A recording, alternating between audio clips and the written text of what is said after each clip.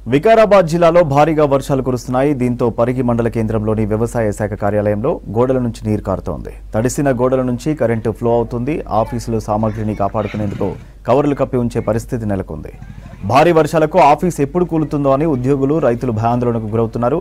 తలపై టోపీలు పెట్టుకుని డ్యూటీ చేస్తున్నారు. అధికారులు స్పందించి ఆఫీసులో మరమ్మతులు చేయించాలని డిమాండ్ చేస్తున్నారు. తెరుద్దామంటే కూడా కరెంట్ షార్ట్ వస్తుందా అనే దాని గురించి కూడా మాకు తెలియదు. గోడలు తప్పు వస్తున్నది, మొత్తం కూడా మాకు ఇది అవుతున్నది సార్, ఇబ్బంది అవుతున్నది.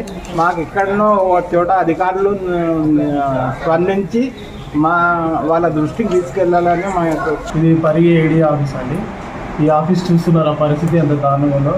కొద్దిపాటి వర్షానికే పైనుంచి బీమ్ నుంచి లీక్ అవుతున్నాయి, ఫైల్స్ అన్ని తడిసిపోతున్నాయి, కూర్చోవాలనిగా ఇబ్బంది ఉంది. కరెంట్ షాక్ మొత్తం గోడ చుట్టూరంతా కరెంట్ షాకే కొడుతుంది. చాలా ఇబ్బంది పడుతున్నారు ఎంప్లాయీస్. దయచేసి అధికారులు ఇటైనా షిఫ్ట్ చేసినా పర్లేదు, మాకు ఏదైనా నూతనంగా కట్టించినా పర్లేదు. ఎన్నో విధాలుగా మేము రైతులకి సేవ చేస్తున్నాం.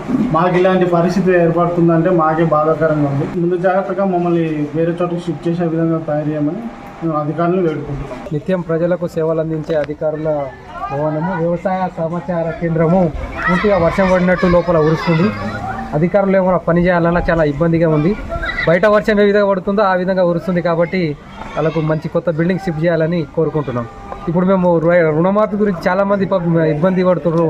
ఇక్కడ వచ్చి వాళ్ళకు చూపించాలంటే ఆ సిస్టమ్ పైన వర్షం పడుతుంది, చాలా ఇబ్బందికరంగా ఉంది. కాబట్టి దీని మీద అధికారులు స్పందించి